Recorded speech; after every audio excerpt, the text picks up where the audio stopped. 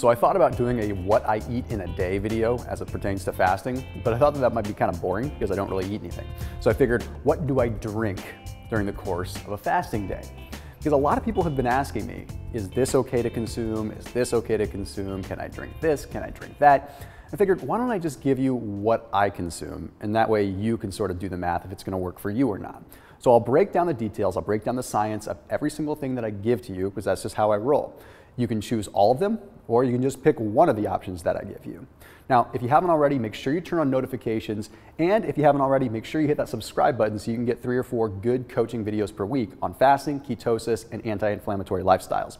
All right, let's get into the science. The first drink that I will consume, and this is something that I talk about a lot, so I kind of sound like a broken record a little bit, is apple cider vinegar and lemon. But there is a good reason to why I do it on a fasting day. Starting with the apple cider vinegar, the acetic acid in apple cider vinegar is going to increase what is known as mineralization in the body. That means it's going to allow our body to recycle minerals a lot better. When we're fasting, what ends up happening is our kidneys end up no longer regulating water as well as they typically would. And it has to do with the fact that our insulin levels are low. Insulin and the kidneys work together kind of hand in hand. So when insulin levels are low, the kidneys don't regulate fluid as well. So they start expelling a lot. That's why when you fast, you find that you start going to the bathroom a little bit more. Well, what happens when this happens is you're losing a lot of minerals as well. So when you have acetic acid or apple cider vinegar in the equation, it's going to allow your body to retain those minerals a bit better, which is going to make it so your electrolytes are in balance and you don't feel quite as fatigued. But the other thing that acetic acid does is it slows down the digestion process. Now you might be wondering, why does this matter? I'm not eating. Well, it also slows down the digestion process of food that's already in the gut. So if you go into your fasting period and you slow down the digestion of the previous food, it means you're going to have more stable blood sugar levels. You're not going to have these big rises and falls. And I am going to tell you, one of the biggest problems when people are fasting is they have rises and falls in their blood sugar, and it causes them to have horrible cravings, or it causes them to get extremely lethargic. So it solves that problem right then and there. Then when we talk about the lemon, a lot of people would say that lemon would break a fast because it's a fruit and you're consuming some form of calories.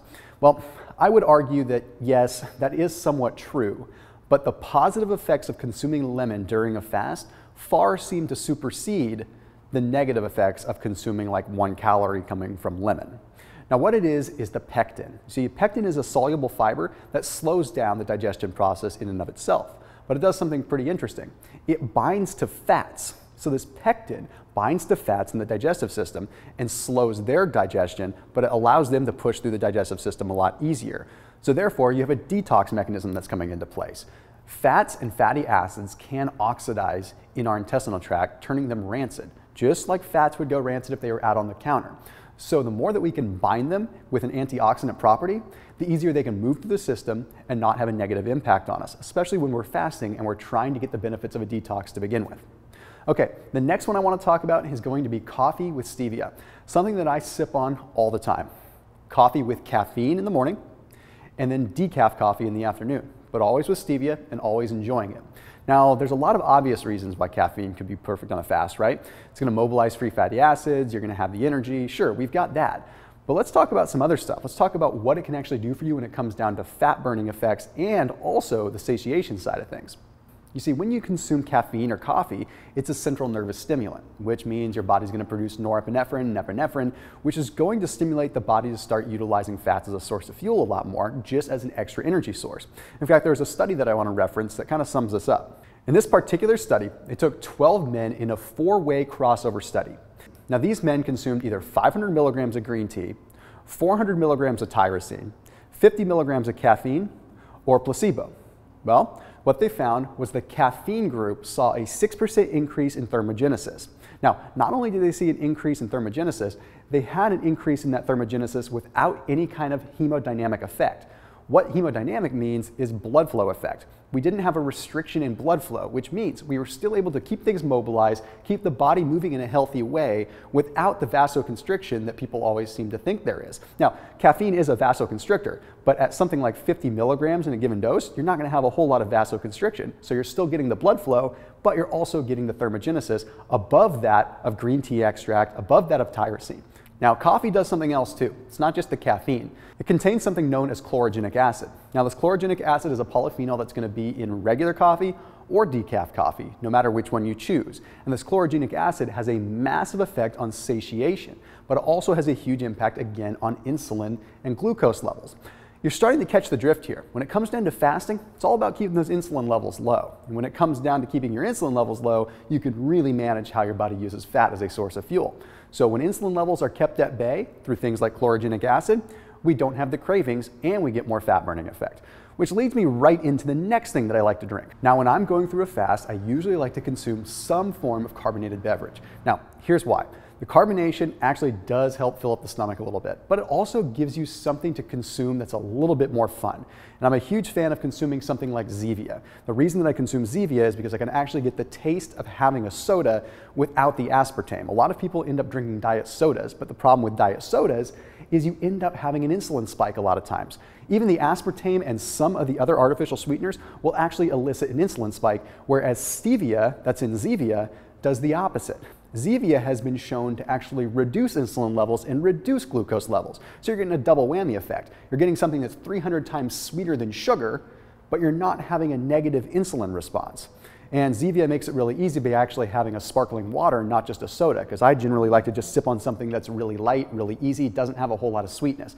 Because it doesn't matter who you are, if you start having something super, super sweet, it can still make you crave sweets. Now, the way that Stevia works in the body is it doesn't metabolize, and that's how it works. It doesn't metabolize in the upper GI. It actually doesn't do anything until it hits the lower GI, where Stevia reacts with the body and produces stevia glycosides. Those stevia glycosides are the ones that ultimately allow you to feel satiated and reduce your blood sugar. So in short, Stevia isn't digested, and by default, ends up making it so we get through our fast a lot easier.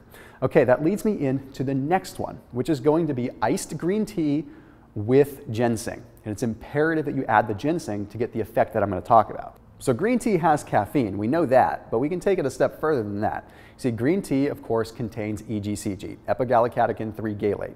Well, this EGCG does some pretty interesting things in the body as well. One of the main things that it does is it decreases the intestinal motility for a short amount of time, which means that you're going to feel more satiated. It's going to slow down digestion for just a little bit of time, and it does this by promoting the production of what's called CCK, also known as cholecystokinin. Now, CCK affects your satiation in a lot of different ways, but for the sake of this video, let's just talk about how it affects the motility. When you slow down digestion, you're slowing down the cravings, plain and simple. But green tea does one other thing that a lot of people don't talk about. It increases a dopaminergic response within the body. And what that means is it increases dopamine production. It allows you to feel good. You actually get a sense of well-being that comes from drinking green tea, even if it were decaf green tea. So that dopaminergic response is really, really powerful, especially if you're feeling a little bit down in the dumps when you're going through your fasting period. Sometimes we get a little bit tired, or sometimes we start craving food so much that it really just gets us down. So having a nice little surge of dopamine can help quite a bit. Okay, let's talk about the ginseng though, because you have to have green tea with ginseng. Ginseng, when it's consumed, turns into something completely different from ginseng. You see, it reacts with the acid in our stomach, but it also reacts with the gut flora to completely turn into something different.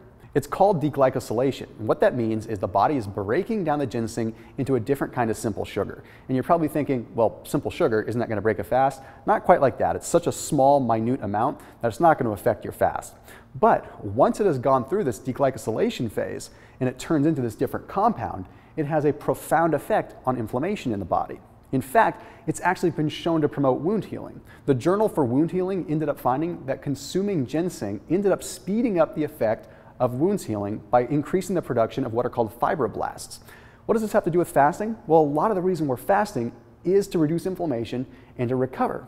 Cells go through that autophagy where they recycle and you actually get yourself a fresh start. So ginseng is going to help that process and can actually help fasting help you heal from injuries that much faster. That's why it's so imperative that you combine it with your green tea. So there you have it. Those are the 4 different kinds of drinks that I would recommend consuming while you're fasting. We've got apple cider vinegar with lemon.